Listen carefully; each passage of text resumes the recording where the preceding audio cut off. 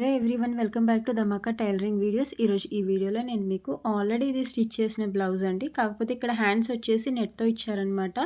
So ఆ బ్లౌజ్ని వచ్చేసి నేను కంప్లీట్గా లైనింగ్ అనేది యాడ్ చేశాను. Only hands వరకేనండి. బట్ అది అలా యాడ్ చేయాలంటే ఫస్ట్ హ్యాండ్స్ అనేది కంప్లీట్గా ఓపెన్ చేయాలన్నమాట. మనం స్టిచ్ చేసిన ఎంత అవుతుందో అంత.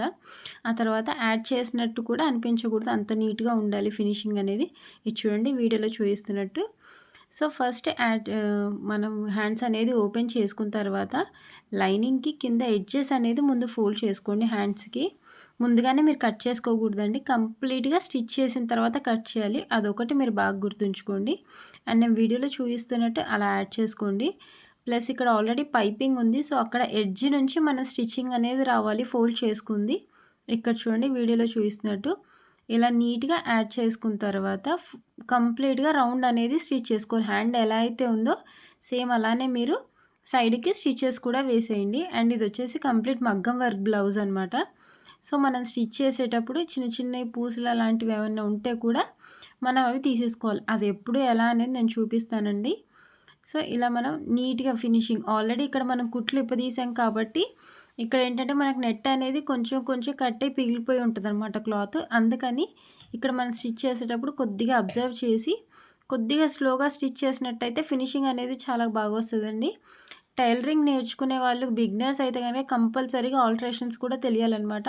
మనకు ఆల్టరేషన్స్ చేస్తూ ఉంటేనే స్టిచ్చింగ్లో చాలా ఇంప్రూవ్మెంట్ అనేది వస్తుంది. అంటే ఎలా స్టిచ్ చేయాలి ఏంటనేది ప్లస్ వాళ్ళు ఇచ్చినప్పుడు ఎవరు ఎలా స్టిచ్ చేస్తున్నారో కూడా మనకు తెలుస్తుంది.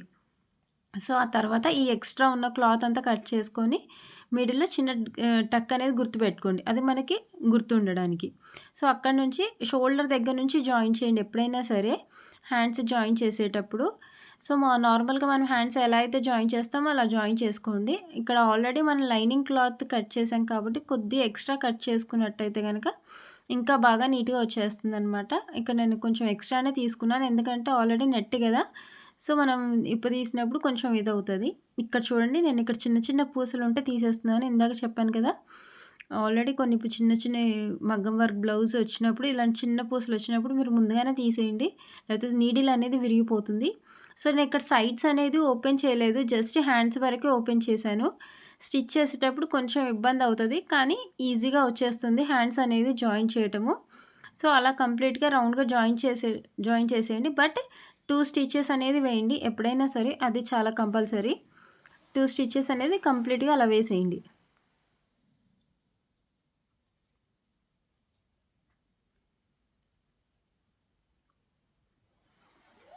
చూడండి సెకండ్ స్టిచ్ వేస్తున్నాను ఇప్పుడు నేను.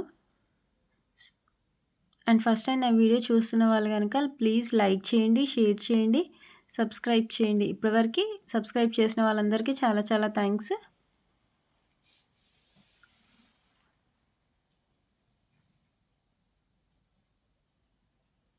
చూడండి హ్యాండ్ అనేది మనం కంప్లీట్గా స్టిచ్ చేసేటప్పుడు ఎంత నీట్గా వస్తుందో అసలు జాయిన్ చేసినట్టు కూడా తెలియట్లేదు.